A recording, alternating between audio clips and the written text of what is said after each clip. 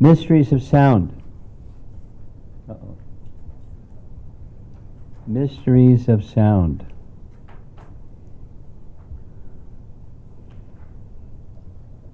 A few things just to introduce the topic. One of our wonderful sannyasis in ISKCON, named Bhanu Swami, who was born in Japan and became a Hare Krishna follower and eventually learned Sanskrit and translated about 12 books, thick books, into English from Sanskrit. Very wonderful, affable, brilliant Vaishnav. I saw a video, a YouTube presentation of this Mysteries of Sound. I liked it very much. He very generously sent it to me in 12 hours. And I've added about 3/4 of what you're going to see here. But the skeleton is from him, and the inspiration is from him. The topic deals with both material and spiritual sound, particularly what science has, because we're in a world where science knows, right? Or people think that science knows, and so science has said many things about both material and spiritual sound. You'll be happy to hear. So mystery, there's many mysteries, and we're going to be covering these topics. What is sound? Why do some sounds affect our being much more deeply than others, and what's so special about the Hare Krishna mantra sound? Those are topics we'll be touching on.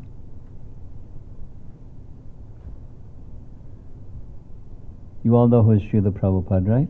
Yes? Except our photographer, but she'll learn. This is taken from a lecture. The beginning of this material world is from the sound vibration. I think the scientists also agree, the material scientists, that from sound everything emanates. From sound everything emanates. Certainly that's a Vedic understanding, or that is to say, primordial, or before the creation, there's sound, and from that sound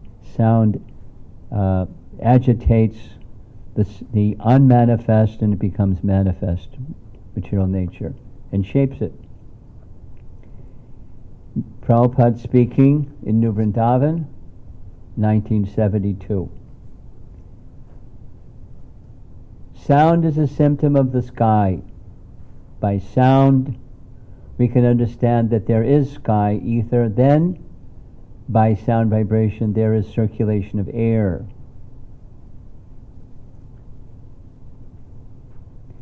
You have got practical experience. When there is very loud sound vibration, sometimes there's very strong wind also. So by sound vibration, the wind is started. By strong wind, electricity is produced. From electricity, water is produced, perspiration, and from water, earth is produced. This is Sankhya Philosophy 101, without details. But from subtle comes gross, and then more gross, and then more gross, and then more gross. Earth. So sound is the original element of creation. In Sanskrit it is called Shabda Brahma. Brahman, the absolute truth first appears. Absolute truth becomes knowable by sound. In Bhagavad Gita, you're going to see this verse a couple times. Chapter 7, Bhagavad Gita. Text number 8. Rasaham apsakonteya prabhasi sashi suryoyo shabda ke. Shabda means sound. If we want to see God, let us hear first all the sound vibration, because that is the beginning. Sound covers, sound liberates.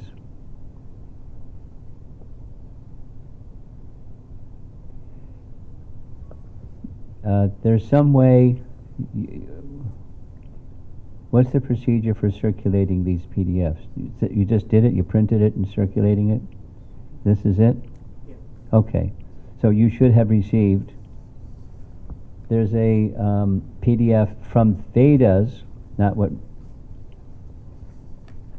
from Om creation comes. The Shabda K, that's sound, spiritual sound, creation comes, and there's some detailed, not super detailed, but some detailed explanation.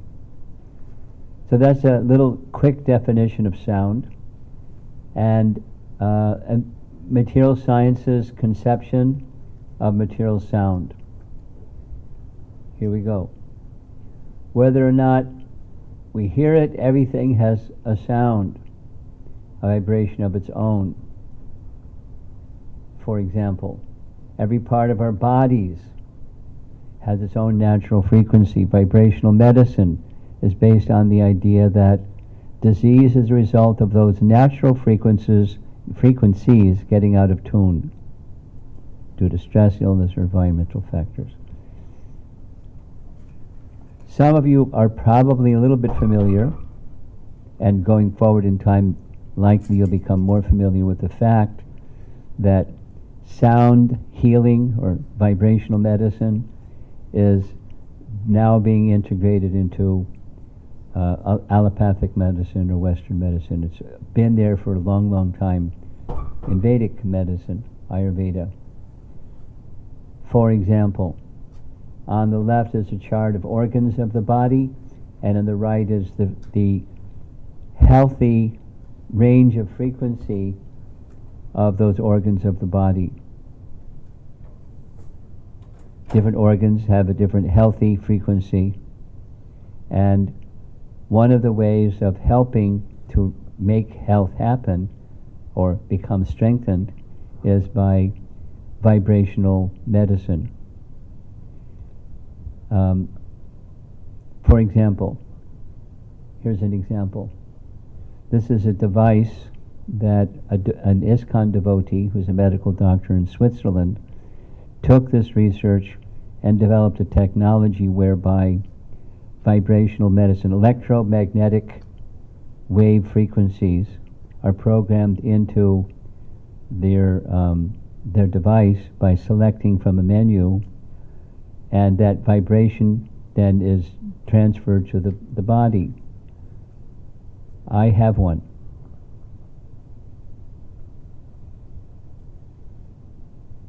And one of the things I use it for is I have a hypothyroid condition.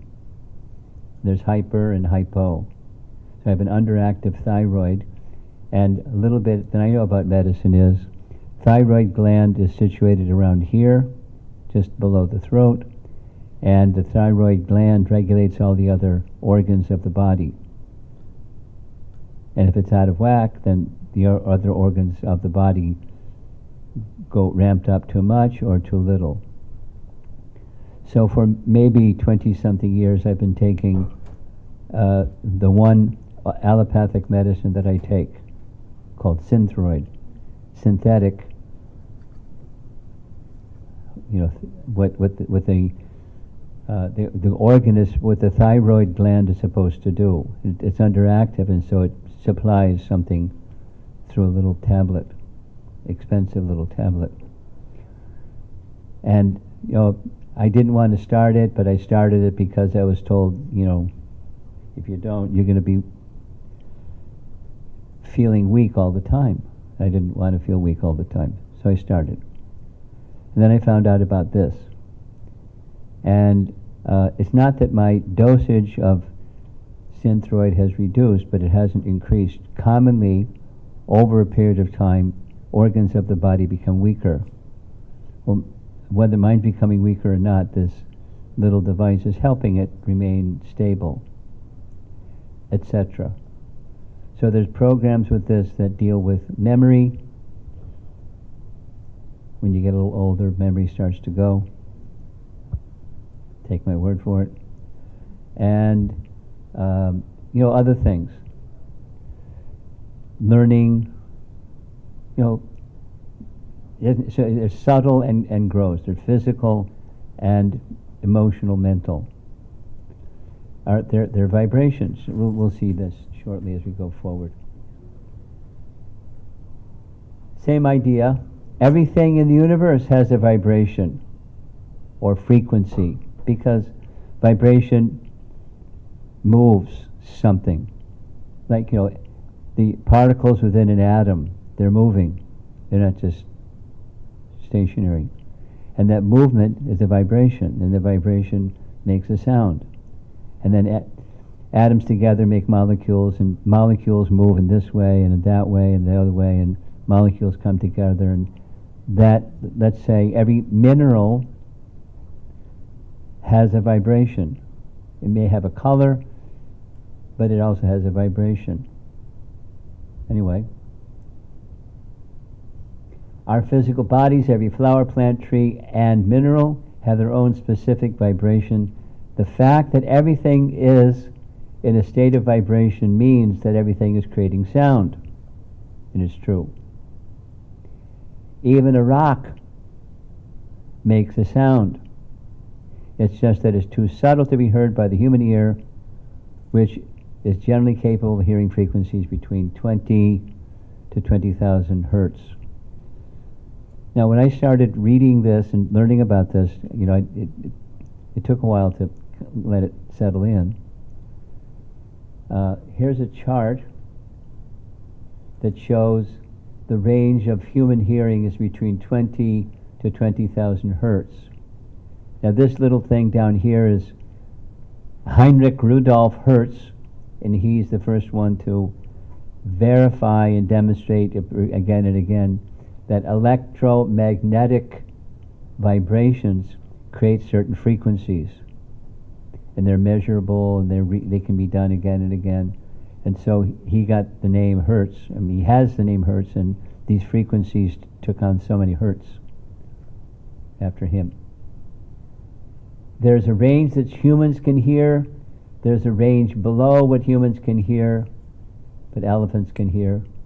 There's a range above what humans can hear, like dogs and cats, and really high frequencies somehow bats and dolphins can hear. These are called ultrasounds. And commonly, sound is thought of as there's a vibration, the vibration moves air, the air comes to the eardrum, this wave of air comes to the eardrum, it makes the eardrum vibrate, the nervous system picks up that vibration, sends a message to the brain, and then the intelligence starts to assess or analyze, what was that sound? And it's used all the time. Knowingly or unknowingly, that it's used all the time. But there's unwanted sound called noise, and we're going to hear some noise shortly.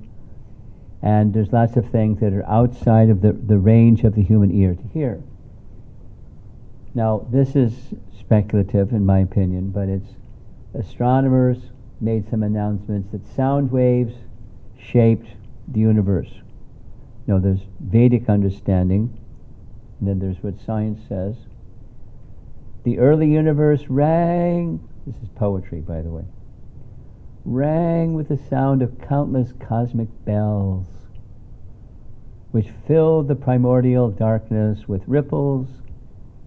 Anyway, sound-shaped matter.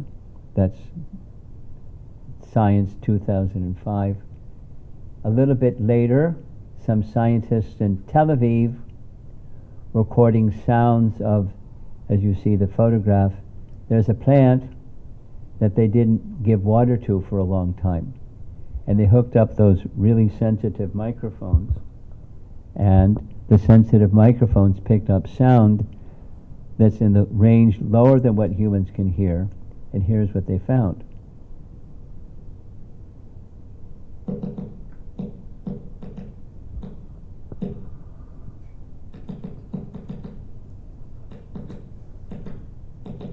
So the plant's making a sound. If the plant could talk, it's saying, water.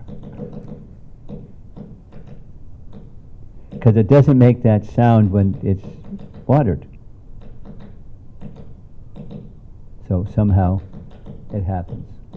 Or when they cut it, it makes a protest, some sound. Plants make sounds.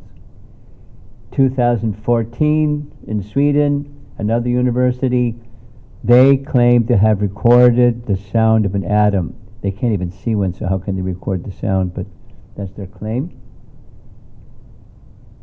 Here's NASA. This is on the upper end of the spectrum of sound. And according to NASA, let's see if it's going to play.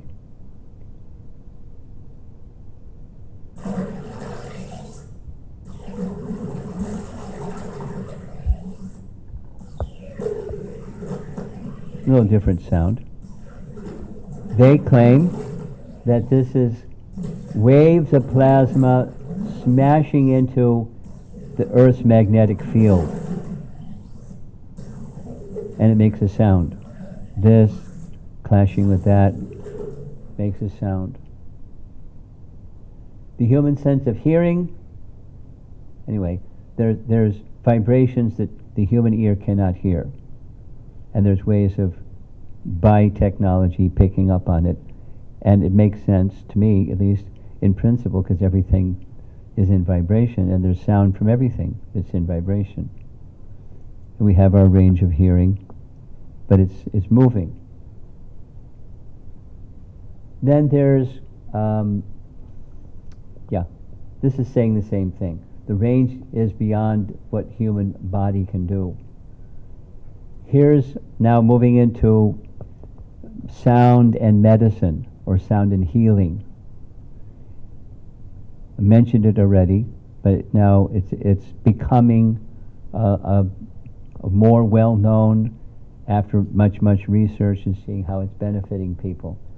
So it's helping, in short, sound therapy helps the person release from fear and sadness, improves the feelings of loneliness and despair, cleanses harmful emotions, etc., etc.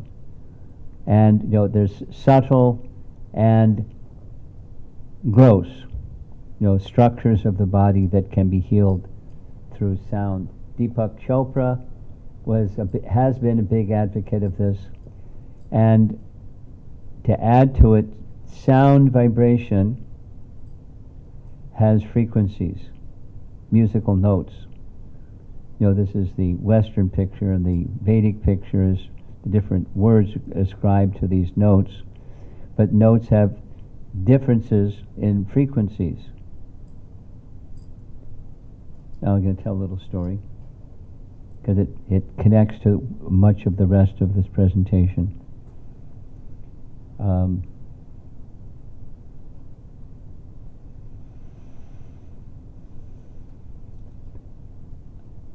I grew up not far from here, central New York State, in between Syracuse and Auburn, a little town, one of the Finger Lakes. And I was the youngest of 5 children, had 3 sisters and the oldest brother. So 2 of my 3 sisters, they liked piano. So my parents bought them a piano, and they practiced it a lot. And about every 2 years or so, a piano tuner would come to the home and tune the piano. So I was a little kid, and I was a curious little kid. So I wanted to see what's he going to do. So like this, he came in the front door carrying what looked to me like a guitar case. And when he opened it up, it wasn't a guitar case. It had 2 main things. It had tuning forks. They're like U-shape. It looked like T-lock. It has a U shape and a little handle. And a different tuning fork for each one of the notes in the scale. And then the second thing was a little rubber mallet. And what he did, so let's say he took out the C tuning fork, opened up the back of the piano so you could just see the piano strings, and hit the tuning C fork. And he knew which one of the strings was the C fork, or C string, and he held it. He didn't touch the string. He just held it near the string. So the tuning fork is vibrating. The other strings on either side didn't vibrate, but that one only vibrated. And there's harmonic, when it's in proper tune, there's harmonic convergence along the whole of the piano string. And if it's too loose or too tight, then it's not harmonic convergence. And he would know, because it was his profession, and he would tighten it or loosen it until it was in tune. He'd put the C tuning fork away, took the F sharp tuning fork, bong, held it near the piano string is of that note, and it went through the whole lower and upper scale of the piano. The idea being that two things: only the vibration that matched the tuning fork would vibrate, because it's inherent within that particular piano string. Its natural frequency was such and such. And the reverse is, it was already there, and so it was activated by sound, and then the piano, instead of having to hit the keyboard, he just hit the tuning fork. Similarly, music, and then goes to other forms of sound. When a particular sound is vibrated, a particular frequency is vibrated, and it matches something within us, like the soul, spiritual sound, it's already there. And that's one of the PDFs that you will see shortly.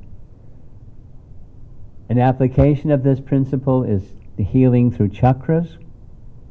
Probably most of you know, if not all of you know, what chakras are. Maybe our friendly photographer doesn't know what chakras are. Do you know what chakras are? You've heard?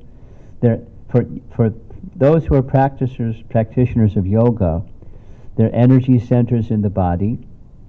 There's 7 of them. And according to the position of the energy center, chakra, there can be wellness or the lack of wellness, depending upon, is it in tune? So there's a yogi. There's many people that do this, but there's a very celebrated fellow in Mysore, which is a place in India.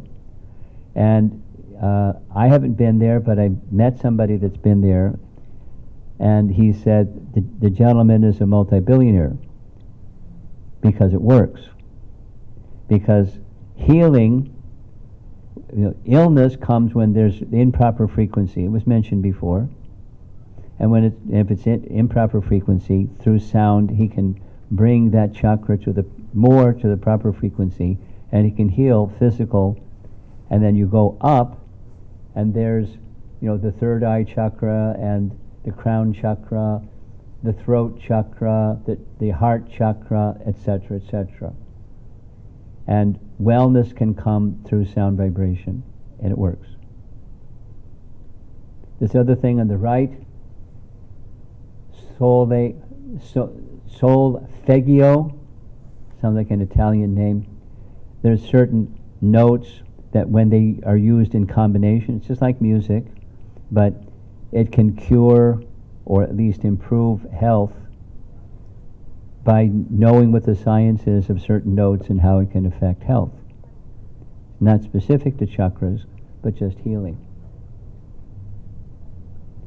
Another application of sound is our brain makes sounds, brain frequencies. For example, on the right, these are the frequencies for deep sleep. They look like this, and it's certain frequency range. And then there's light sleep, and then there's meditation state within a certain range. It's known specifically like a real common, stable, meditative state is 7.83 megahertz. Hertz, excuse me. And then there's when you take coffee or caffeine and you're stimulated and you're running around and excited. That's a different brain wave. Here's a study that I read. There was a gentleman who was skilled at this, University of Pennsylvania. He had a friend who was a meditator. So he asked his friend if he could cooperate with the experiments. He said yes. Here's a meditation room. Sit in meditation, and I'm going to tie a string to your finger, and when you're absorbed deeply in meditation, just wiggle your finger. That will tell me it's time to do the scan. So whisked him away and took the scan of what it looks like in a deeply meditative state. And there's other things that he studied along with brain waves, but these alpha waves, it's a detail. The earth also has its resonance. The fellow that discovered it was Professor Schumann, so it became Schumann resonance. Somehow they name things after themselves. Like Newton's law of physics. The law of physics was there anyway. They name things after themselves.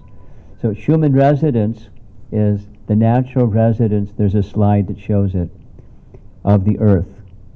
It has something to do with the studies say on the whole Earth in the period of 1 hour. There's so many electrical storms that are adding vibrational frequencies to the Earth.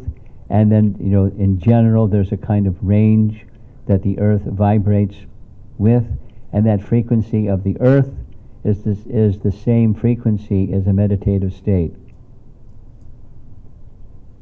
Interesting. Therefore, yogis, they liked to go to the forest or in seclusion, in touch with nature, because it was conducive to their meditation. Urban life has a little different vibration, obviously. And when you drive into a big city, you can feel it. It's different. And in places of intoxication, etc., there's another vibration that you can feel it. So the modes of nature have their vibration also.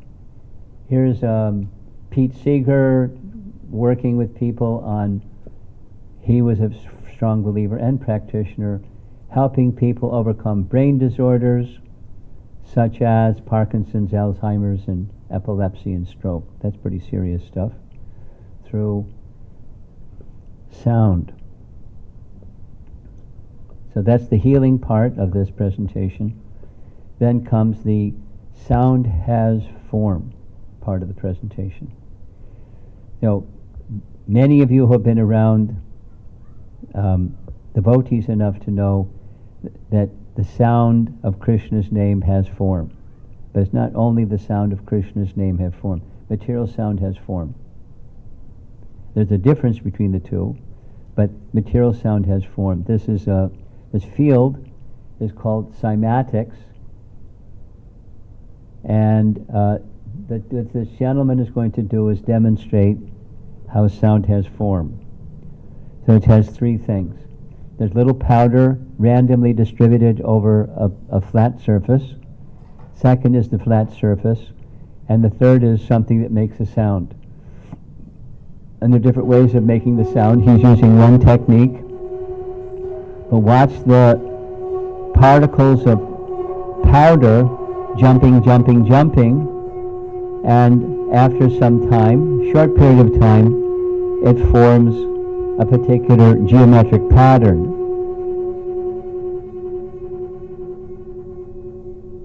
A little bit of a surprise. And he's going to now take another instrument. Quickly, it'll work, and the powder's going to move around, makes another sound, and that sound has a different form. Besides it's a lower tone, it has a altogether different frequency or Hertz factor. And that's what that instrument produced, a geometric pattern. Surprising, huh? Here comes another.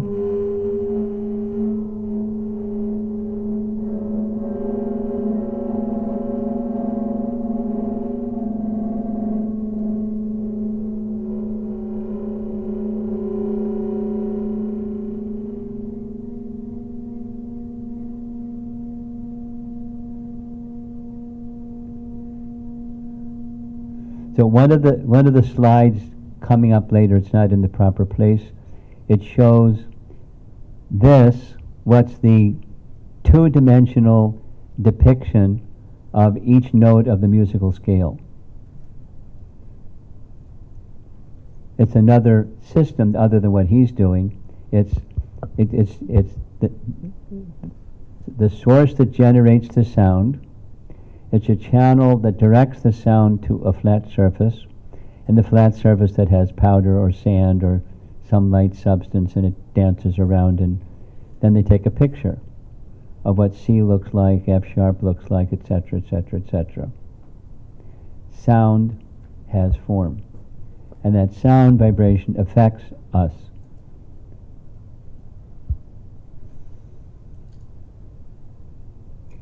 Here's some of the effects of sound upon the body, material science is showing. Cortisol levels, there's another, I don't know so much about propofol, but it makes it easier for the body to heal. Certain mode of goodness sounds, let's call it that, makes it easier for the body to heal, and if sedation is required for some medical procedure, they found they don't require as much sedation because the body is more relaxed and less agitated and agitatable just by music. And then the other end of the spectrum, hard music, heavy metal music, has a certain other effect. It increases the cortisol level to a stage where it's addictive. And therefore people that like that music, they like going from one concert to the next concert because they get a concert rush, an addiction to what the body experiences just through sound. So what to speak of the musicians themselves. And the opposite is true for classical music. Obviously, speakers or people that make sounds in different ways. All of you here, except our photographer, probably know about the modes of nature, passion, goodness, ignorance. And those sounds also impact consciousness, but also the body and the mind, according to their nature. Now, that's humans. Now, we're going to go to plants. Plants, obviously, they don't have a brain, they don't have ears, they don't have a nervous system. But they respond to a sound. And the studies have shown, like the illustration shows, when there's nice sound, the plants grow and flourish. Sometimes the plants lean towards the nice sound. Sometimes the plants embrace the amplifier. And then harsh sounds, just the opposite. They lean the other way, they're stunted in their growth, and sometimes they just wither and perish just from sound. Same other factors the same. That's what this says. Now rats and mice, they have ears, they have brains, they have a nervous system. So people study rats to see how they're going to respond to different things. So they tried the music experiment with rats and mice. And one of them was to just expose them to nice music. Here it gives some examples of what the nice music was. And what they did was they opened them up and put some foreign substance inside their body to see if they would live. Not a nice experiment. And the ones that had nice music, they eliminated the foreign substance. Or if they died, there was much longer duration than those that heard the other sound, that the others died quickly. Not only they died quickly, but see the headline? Sound affects the IQ of mice. How do you test the IQ of a mouse? Well, they made a maze, and they put cheese at the end of the maze. And they made nice music, and the ones that heard the nice music, they got the cheese quickly. And the ones that they had harsh music, they got really bewildered and couldn't find the cheese. And sometimes not only couldn't find the cheese, but they began fighting with each other. In some cases, they were cannibalizing each other just from hearing harsh music. So beware of being around people that are accustomed to hearing harsh music, because they might do something not nice. Okay, here's the Schumann residence. Now we're going to move to spiritual sound. Spiritual sound and how it impacts, this is, measurable things, how it impacts the body and mind. The most common form of spiritual sound is mantra. Most of you here, you know the meaning of mantra, mind releasing. It releases the mind from suffering. And one of the common baseline sound vibrations that people are familiar with, we already mentioned it, is Omkar. And here's a little recording taken directly from YouTube place. This is some Buddhist monks engaged in chanting Om. And what does it do? Om connects the person who chants that vibration with that which lies beyond the material elements, or the primordial existence from which matter is generated. Just by the sound, of course it takes a while, but immediately it's effective. And the principle of Om chanting is described in two of the PDFs that you should have received. One of them is some text from the Vedas and commentaries of Jiva Goswami that say two things. This sound, Om or Omkar, is equivalent to, it's a subset of the name of Vishnu. Now, there's something that's in Vishnu that's not in Om, but it's another name of Vishnu. And very interesting, I find very interesting, Jiva Goswami writes that the sound Om is within the Jiva. Did you know that? Jiva Goswami knows it. And the benefit of hearing this sound is like the tuning fork.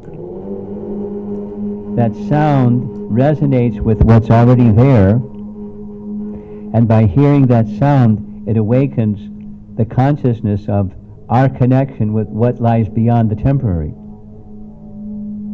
Just sound. Just by sound.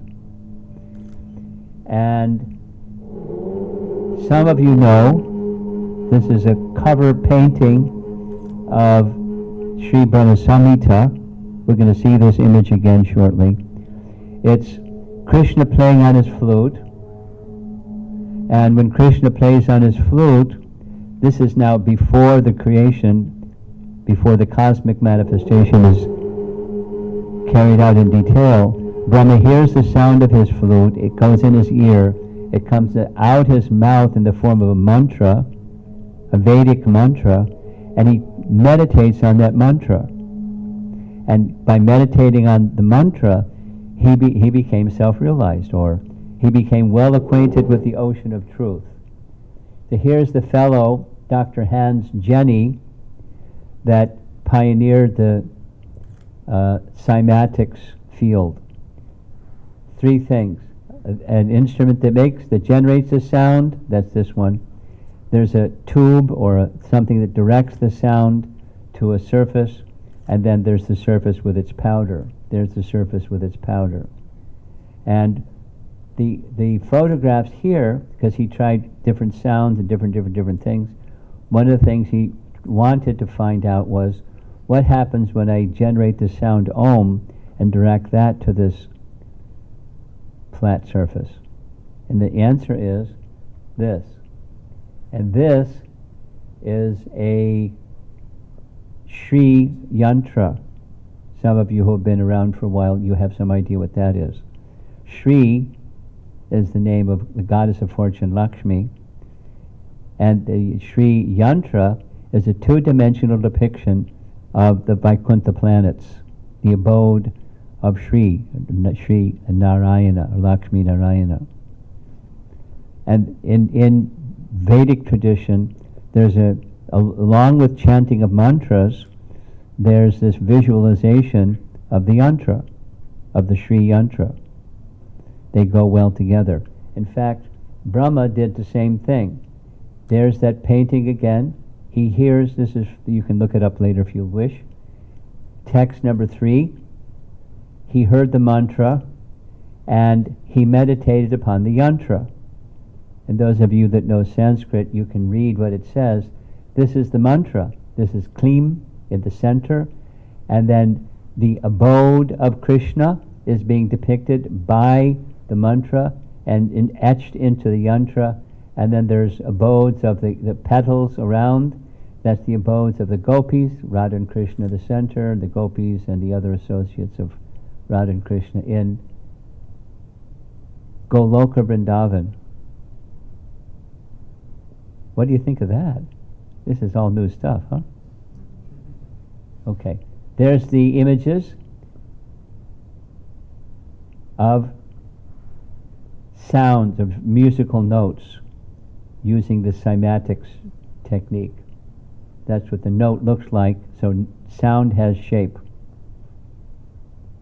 Here's a very ancient depiction of the universe with its sacred geometry, the understanding of those that utilized this and generated this image. It's that just as sound moves with symmetry and sound forms a two-dimensional depiction of that sound, sound affects the universe, and there's a two-dimensional depiction of the universe. Yantra, or mandala, another name that's common, mandala. Those of you that are a little familiar with 5th Canto Bhagavatam, it's a little bit resembling Bhumandala, the plane of this earth planet. Sound affects matter. And those of you that are a little more knowledgeable in music, you know that in Vedic system there's ragas. For example, in our ISKCON temples, we have a Mangal Arti, nice and early in the morning, 4:30, and we sing a song that's morning raga. Samsaradava Nalalida Loka Trannayakarana Ganaganatam. That's the musical notes, that's the raga, and it's sympathetic to that particular time of day. And if the same song is sung midday, then it's a different raga, in the evening it's a different raga. Because it's conducive to the mood of that particular time and place. So those that are more knowledgeable in raga not only know there's different ragas for different times of the day, but there's ragas that are connected to also a mantra. Really proficient people, really involved in ragas, they know the mantra. The mantra is a depiction of the presiding personality, male or female, of that particular raga, and they're meditating on the mantra of that raga while they're playing those musical notes. And the person who is very sensitized can also visualize the personality of the raga through the mantra. That's very subtle, very lofty. This one, for example, is a Pingala raga, and it's a depiction of Radha and Krishna on a throne, along with a particular raga. It's subtle, but it's mysteries of sound. Here's something that everyone should be able to relate to. Practical. This is, on the image on the right, is supposed to be a drawing of strands of DNA. And people that began discovering DNA, they started to find out what's are there subparts of DNA. And they found that one of the subparts of DNA is telomeres attached to the strands of DNA. And then they studied what's the effect of telomeres, and they found that telomeres promote two things: longevity and wellness. So when they found out those things, they wanted to know what makes telomeres strong.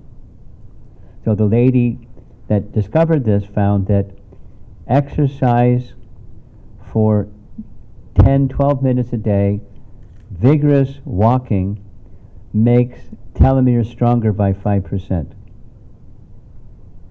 So some of you may be doing something like that, or know people doing something like that. It became popularized from this lady that discovered this is one of the things that helps telomeres get strong. Then they studied other things and other things. Diet is specific, music specific, gatherings where there's social happiness and exchanges of different kinds, 5%, 3 to 5% for any one of those. And much to my surprise and theirs is that those who chanted mantra, even for 12 minutes a day for 2 months, their telomeres increased by 43%. So if you want to live longer and have better health, you know what to do, right? Very practical, very practical. Prayer also, mantra, etc. Other benefits, cardiovascular rhythms were benefited, etc., significantly. There's articles, professional, medical journal articles on this. Now I'm going to go quickly. Somebody I know got his PhD at the University of Florida in Gainesville with an experiment that took about 3.5 years, approved by all kinds of people that have to approve the thesis of a PhD doctorate. And in short, they approved that it was fair and reasonable, and his purpose was to see how strong is the Hare Krishna mantra compared to other mantras in 3 areas: diminishing the tendency for negative emotions like depression,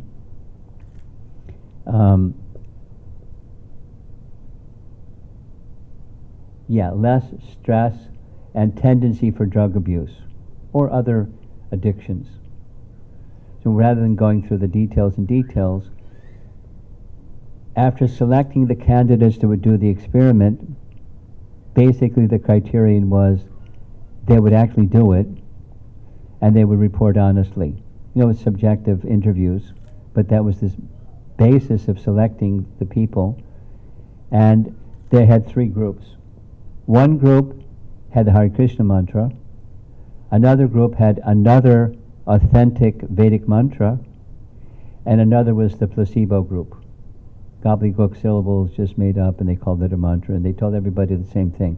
This mantra does these 3 things. Go to it and report back to us.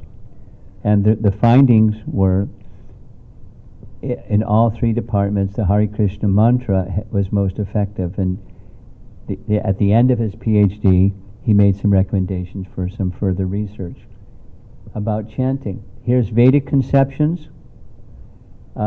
Largely this is taken from Srimad Bhagavatam, chapter 26, which is a Sankhya section. Those of you that have been around for a while, you know what that is. Sankhya is the study of matter and spirit and how they become manifest. So this is drawn from there. It's speaking about sound. It's like a definition from this Sankhya section. Sound conveys the idea of an object. Sound indicates the presence of a speaker screened from our view. And sound constitutes the subtle form of ether. We already heard sound constitutes the subtle form of ether. Say it one more time. Sound constitutes the subtle form of ether. So therefore sound has form. And there are ways to make that form manifest through cymatics and other things. Sound has form, and sound is a subtle form of ether. So language is putting together sounds and conveying ideas of things, depending upon your language. Quickly, sound is a fundamental principle. Mental and physical realms are connected by etheric sound. Ether is sound, and ether conveys an idea, etc., etc. Similar to the wave-particle duality of quantum mechanics. I'm going to go quickly. Here's some more things saying from the same 26th chapter, Sankhya chapter of the Bhagavatam, saying there's all the qualities in ether and less and less and less and less as you go down, but the subtle form of ether is sound. This is a chart you're going to see twice, because this is kind of the summation of all of spiritual sound has to say, at least for me. The chart is meant to show the terms are there in Sanskrit, different types of sound, or how sound impacts us. There's material sound is first contacted through the ear, and then the ear sends a signal to the mind, like the central switchboard, and then the intelligence evaluates or discriminates what's this sound, what's the meaning of this sound that's conveyed through sound, and generally it stops there. It's like language or communication or something, or even music, so through sound. And then material sound stops there. The same channel is followed with material sound, but it doesn't stop there. It goes to the para. This word para means spiritual or transcendental, and like that chanting of Om that we heard before, it goes directly to the soul.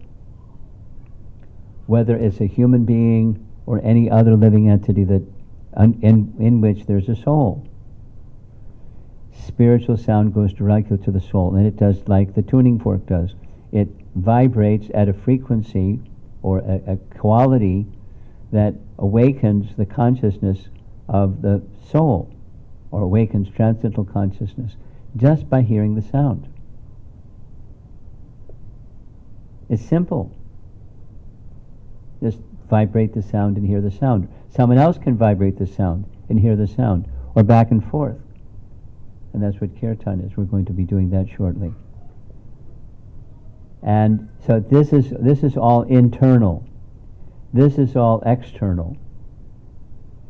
This is internal. So spiritual sound has a special place in the whole range of sound vibration. I'm not going to go through all this. This just gives some details of different levels of sound and how sound impacts us. So when we're engaged in mantra chanting, here's a nice devotee engaged in mantra chanting, it's a vibration. And the vibration is a vibration of Krishna in the Krishna mantra, and Krishna hears the sound, or Krishna is non-different than the sound, and the Krishna, the person, reciprocates with the chanter vibrationally.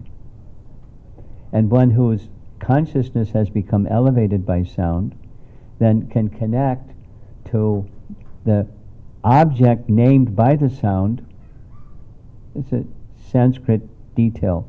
Nama is the name, Nami is the object named. Spiritual sound, the name and the object named are non-different. Material sound you can't say. Supposing I'm sitting in a chair, and I can say chair, chair, but I can't sit on that sound, because the object and the sound are different. Or say water, water, and there's no satisfaction of thirst because the sound and the object are different. Spiritual sound, the sound and the object are the same. And one can, when consciousness becomes elevated and awakened, spiritual consciousness becomes elevated and awakened, then you can realize the non-difference. You can realize the presence of the spiritual atmosphere. Are you reading a transcription of this?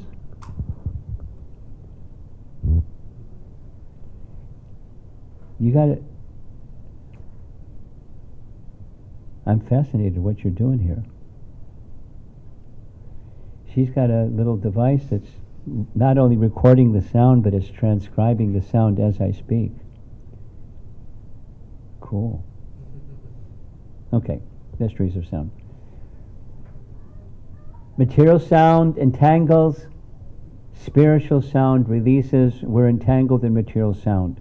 Material sound is a reflection, like here this image, a full moon reflected in a lake, and then the full moon in the sky.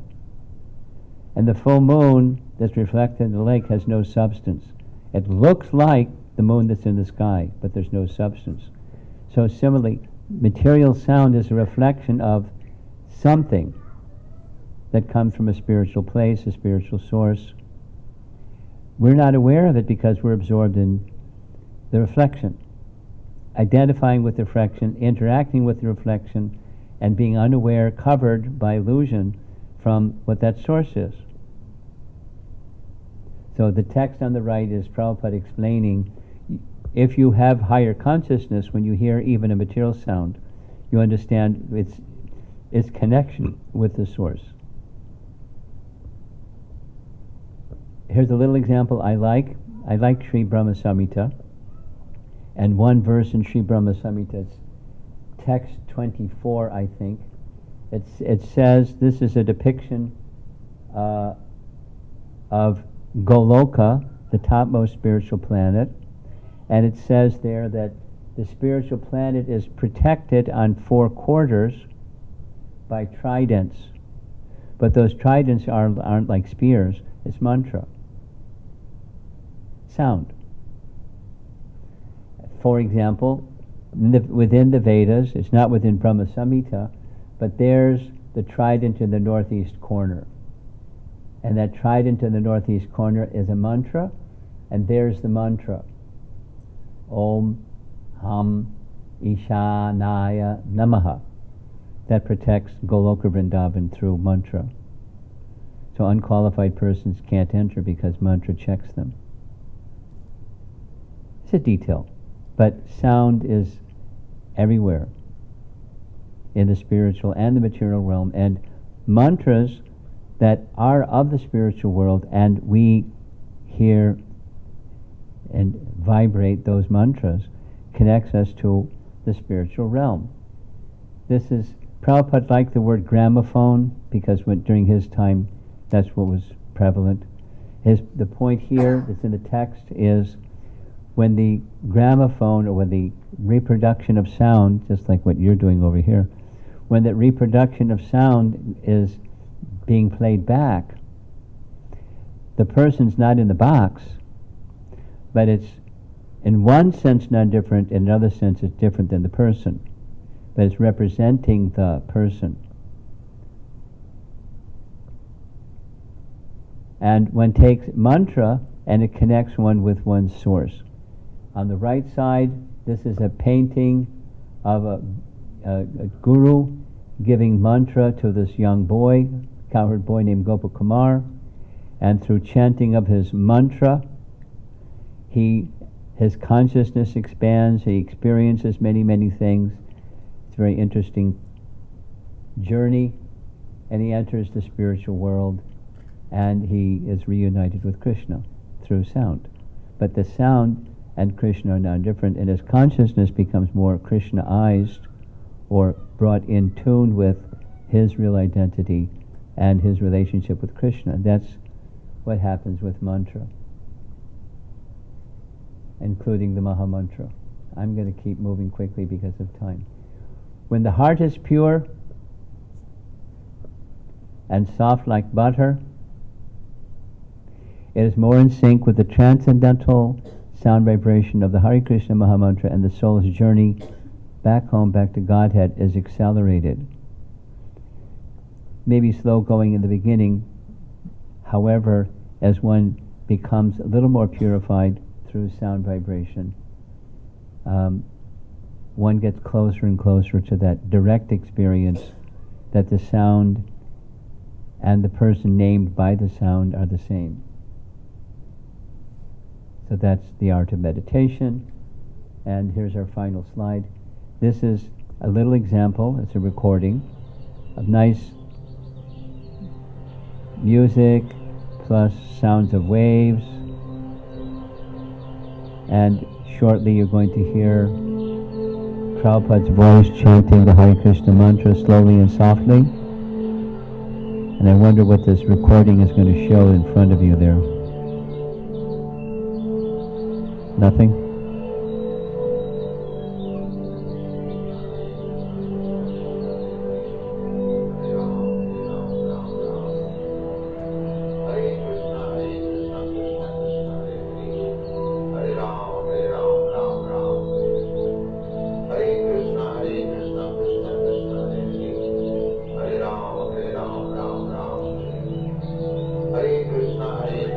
Krishna Krishna Hare Hare Hare Rama Rama Rama Hare Hare Hare Krishna Krishna Krishna Hare Hare Hare Rama Rama Rama Hare Hare Hare Krishna Krishna Krishna Hare Hare Hare Rama Rama Rama Hare Hare Hare Krishna Krishna Krishna Hare Hare Hare Rama Rama Rama Hare Hare Hare Krishna Krishna Krishna Hare Hare Hare Rama Rama Rama Hare Hare.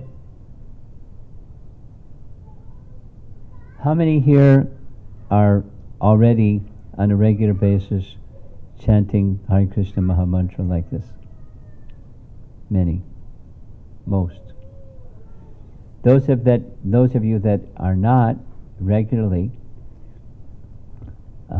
there's a link to this recording. It's a YouTube recording, and it goes for almost 2 hours.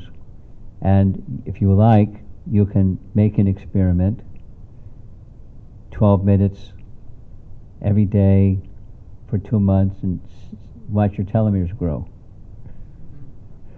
And watch your mind become cleansed of stress and other things, just like the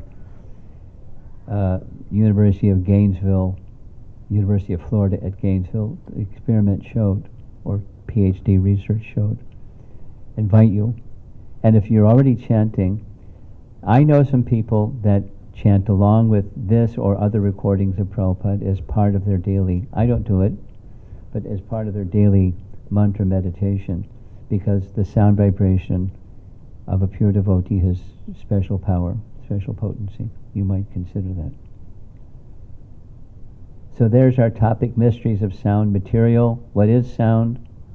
How it impacts matter, how it impacts the body, how it impacts wellness in different parts of the body, both not only the body, the mind, and that's material sound, and then there's spiritual sound, and that has very significant impact on the body and the mind and the soul. That's the path of yoga. Resting upon sound, spiritual sound. So let's see if there's some discussion. You're hiding back there. Could you see the screen the whole time? Yeah? You're hiding behind the pillar. I didn't see you until I moved around.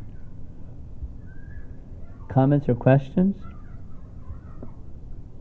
You had something you wanted to add. I was just going to say you can also find lots of recordings of Srila Prabhupada on Spotify if you use that. Yeah, lots and lots. Different ones. That particular one plus many. There's mantra chanting, Hare Krishna mantra chanting, and there's other spiritual sound chanting by Srila Prabhupada. Abundant in the internet. I like this one. Very soothing.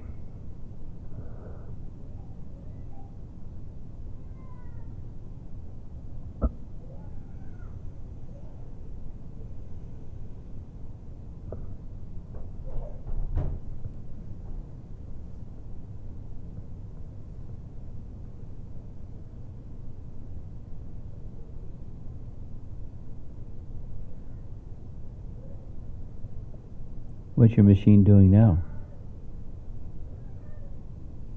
Pause.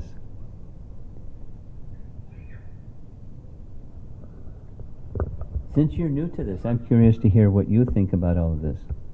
I find it very interesting. I learned a lot of things I was not aware of. Hmm. Okay. I thought it would be especially nice at Institute of Technology, because a lot of it is science oriented. My background is also science oriented, not technology, not engineering or IT or anything, but science oriented. And I find it interesting.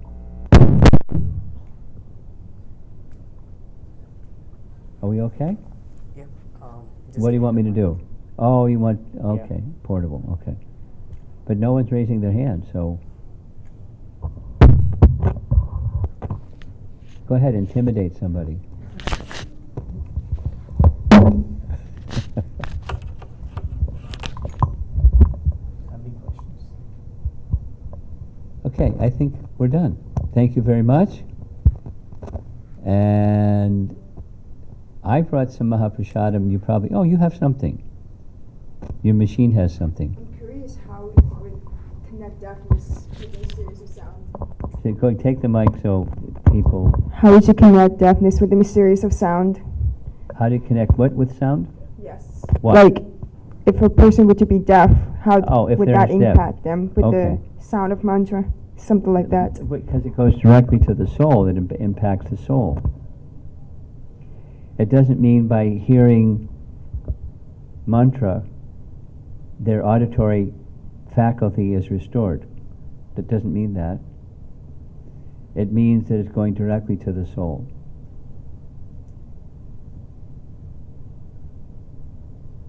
And spiritually, so aside from people that are deaf, what about living entities that don't have ears? Like plants, or trees, or other forms of life that don't have ears. It goes to the soul platform. It's from the soul platform, it goes to the soul platform. And so it's directly activating. Now what they're going to do with that sound is impaired by the fact that they can't hear.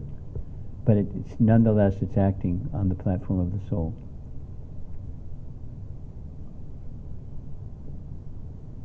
Okay. Yes. Look at this. Just to add on what the lady just the question, and the sound vibration, in my opinion, when pronounced correctly, has a very good healing properties. Healing. Healing properties. And there is a composer in Japan who created a CD. And when you play the CD, the plants become very Flourished. like something like that. Yeah. So what you were saying. You're just confirming. Yeah. Okay. Many experiments. And it's consistent. I've not come across anything that says no. It all says yes, very consistently. Yes. It's the vibration. So whether you have ears or not, you're going to feel the vibration. Yeah. Yeah. Coverings are covering the soul, and it doesn't awaken, nice music doesn't awaken the soul, but their consciousness comes from the soul, and consciousness is spread through the body through the soul. And that which is spread through the body, this consciousness, is impacted by the sound. Okay. So, fantastic. I brought some Mahaprasadam from the Boston Temple, Radha Gopi Ballabha. So I'm going to go around and give out some Mahaprasadam, and you probably also have some prasadam for all of your guests. So thank you very much. Hare Krishna.